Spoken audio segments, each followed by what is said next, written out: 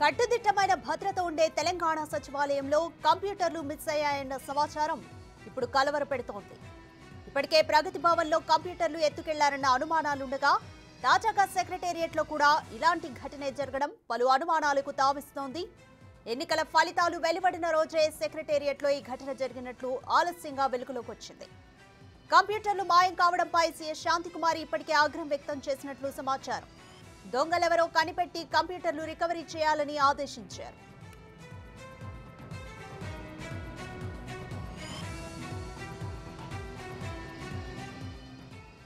Computers మాయం కావడంపై intelligence wing కూడా దృష్టి సారించినట్లు తెలుస్తోంది.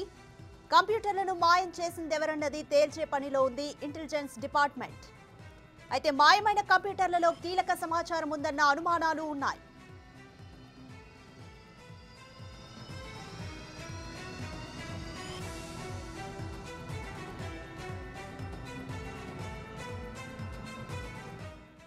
మాయమైన కంప్యూటర్లు ఏ డిపార్ట్మెంట్ కు చెందినవి, మొత్తం ఎన్ని కంప్యూటర్లను మాయం చేశారు, దీని వెనకున్నది ఎవరు, అసలు ఆ కంప్యూటర్లలో ఎలాంటి ఇన్ఫర్మేషన్ ఉంది అన్నది తేల్చే పనిలో ఉన్నారు ఇంటెలిజెన్స్ అధికారులు.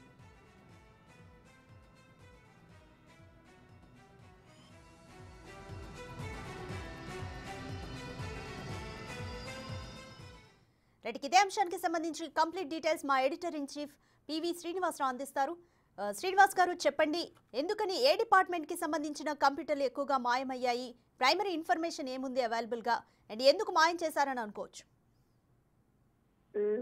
సచివాలయంలోని సీఎం కార్యాలయానికి సంబంధించినటువంటి కంప్యూటర్లు అనేటువంటిది సమాచారం మనకు వస్తున్నటువంటి సమాచారం. ప్రధానంగా సీఎం ఆఫీస్ కి సంబంధించినటువంటి కంప్యూటర్లే మాయమైనాయి అనేటువంటిది మనకున్నటువంటిది. ఎందుకంటే సీఎంఓలో ఉన్నటువంటి కంప్యూటర్లు సుమారుగా 10 కంప్యూటర్లు అని చెప్తున్నారు, కానీ నిర్దిష్టమైన సంఖ్య లేదు. కానీ 10 కంప్యూటర్లు మాయమైనాయి అనేటువంటిది మనకున్నటువంటి సమాచారం. దాంట్లో ఏముండే అవకాశం ఉంటుందంటే, మరి సీఎంఓకి సంబంధించినటువంటి కంప్యూటర్స్ అయితే సీఎంకి సంబంధించినటువంటి మొత్తం సమాచారం వాటిలో ఉండే అవకాశం ఉంటుంది. సీఎంకు సంబంధించిన ఈ 10 సంవత్సరాల కాలంలో సీఎం యొక్క పర్యటనలు కావచ్చు, లేదా సీఎం సంబంధించిన ఇతరితర అనేక విషయాలు ఉండే అవకాశం ఉంటుంది అనేటువంటిది అధికారుల నుంచి వస్తున్నటువంటి సమాచారం. అంతకన్నా కీలకంగా ఉన్నాయా, కీలకమైనటువంటి ఆధారాలు ఉన్నాయా, లేకుంటే ముఖ్యమంత్రి యొక్క సంబంధించినటువంటి సమాచారం ఉందా, లేకుంటే ఏముంది అనేటువంటిది మొత్తానికైతే ఏదో ఒక ఇంపార్టెంట్ సమాచారం ఉండి ఉండొచ్చు. ఎందుకంటే ముఖ్యమంత్రి కార్యాలయానికి సంబంధించిన కంప్యూటర్లు అంటే వాటిలో ఎంతో కొంత కీలకమైనటువంటి సమాచారం ఉండే అవకాశం ఉంది అనేటువంటిది అయితే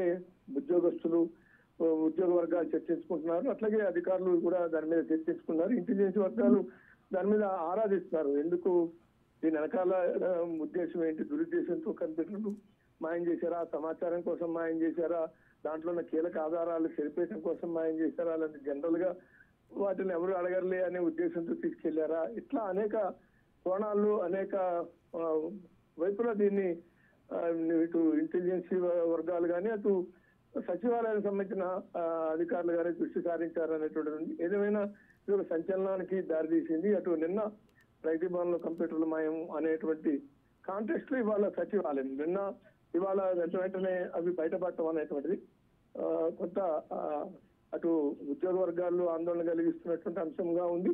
రెండోది, అసలు ఈ రకమైనటువంటి వైఖరి ఇంతకుముందు ఎప్పుడు కంప్యూటర్లు మాయం కావటం అనేటువంటిది ఇంతకుముందు ఎప్పుడు లేని అంశం. ఇవాళ కంప్యూటర్లు మాయం కావటం అనేటువంటిది కొంత సంచలనం. అంటే ప్రభుత్వాలు మారుతుంటాయి. ఇప్పుడు ఎన్నికలు వచ్చినప్పుడు కొత్త ప్రభుత్వం రావచ్చు, ఆ పాత ప్రభుత్వం మారచ్చు, కానీ ఫైల్స్ కానీ లేకుంటే ఇతర కంప్యూటర్లు కానీ మాయమయ్యేటువంటి అవకాశం ఎప్పుడు జరగల. ఇప్పుడు ఇది జరగటం అనేటువంటిది కొంత అందరికీ కూడా ఆశ్చర్యానికి ఆందోళనకి కూడా గురి చేస్తున్న అంశంగా ఉంది. ఎందుకు ఇది పరిణామం జరిగింది అనేటువంటిది ఎవరికి అర్థం కావట్లేదు. దీని మీద అయితే విచారణలో అనేక విషయాలు బయటపడే అవకాశం. Right, thank you Srinivas.